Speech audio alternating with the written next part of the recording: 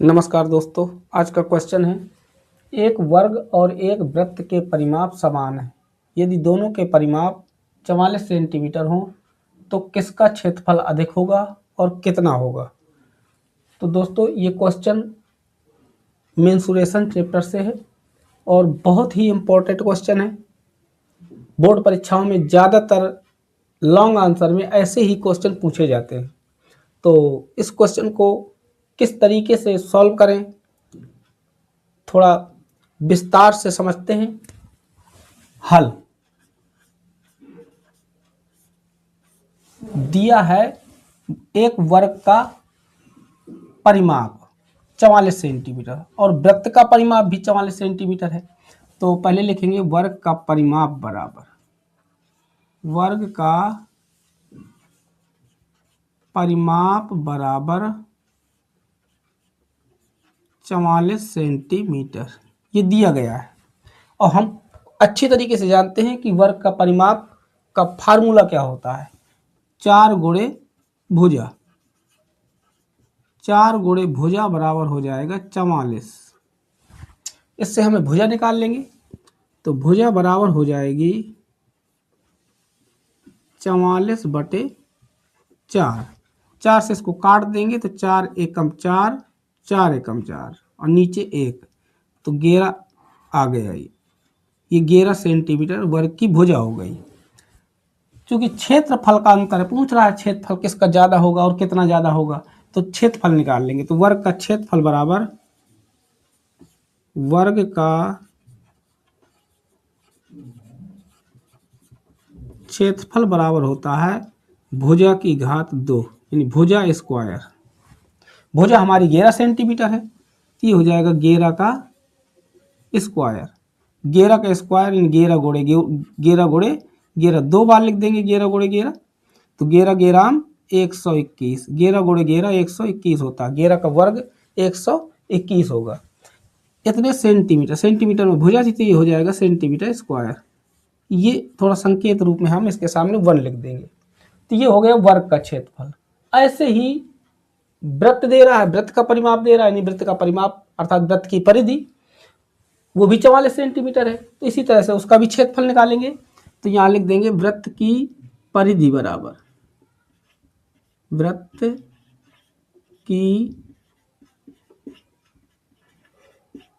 परिधि बराबर क्या हो दिया, 44 सेंटीमीटर।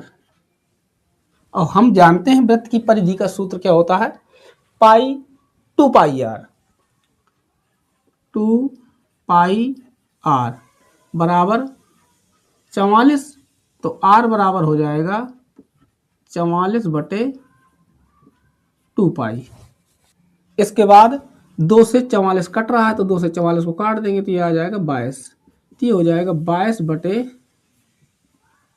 पाई। अब वृत्त के क्षेत्रफल निकाल लेंगे। तो वृत्त का क्षेत्रफल बराबर वृत्त का क्षेत्रफल बराबर, इसके लिए फार्मूला होता है पाई आर स्क्वायर।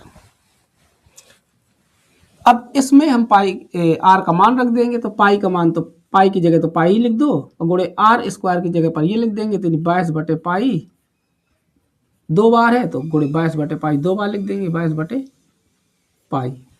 अब एक पाई से एक पाई कैंसिल हो जाएगी तो ऊपर बचेगा 22 गुणे 22 बटे पाई का मान होता है 22 बटे 7। तो 7 नीचे आएगा तो नीचे जब आएगा तो अगली लाइन में गुणा हो जाएगा, तो इसलिए हम इसी लाइन में गुणा कर देते हैं। तो यहाँ पे आ जाएगा 7 और एक 22 से एक 22 कट जाएगा। अब 22 गुणे 7 बचा तो यहाँ लिख देंगे 22 गुणे 7। 7 का गुणा 22 में कर दीजिए तो 7 दूनी 14, यहाँ से लेख 7 दूनी 14 1 15 सेंटीमीटर स्क्वायर। ये निकल आया वृत्त का क्षेत्रफल। वर्ग का क्षेत्रफल निकल आया, वृत्त का क्षेत्रफल निकल आया। क्वेश्चन पहला कह रहा है कि किसका क्षेत्रफल अधिक होगा। तो वर्ग का क्षेत्रफल 121 सेंटीमीटर स्क्वायर है और वृत्त का क्षेत्रफल 154 सेंटीमीटर स्क्वायर है। तो ये स्पष्ट दिख रहा है कि 154 सेंटीमीटर स्क्वायर ज़्यादा है, तो वृत्त का क्षेत्रफल अधिक होगा। तो पहले का आंसर हो जाएगा, पहले क्वेश्चन का आंसर हो जाएगा वृत्त का क्षेत्रफल अधिक होगा। वृत्त का क्षेत्रफल अधिक होगा, अधिक होगा। एक तो आपका आंसर क्लियर हो गया, ये आंसर हो गया।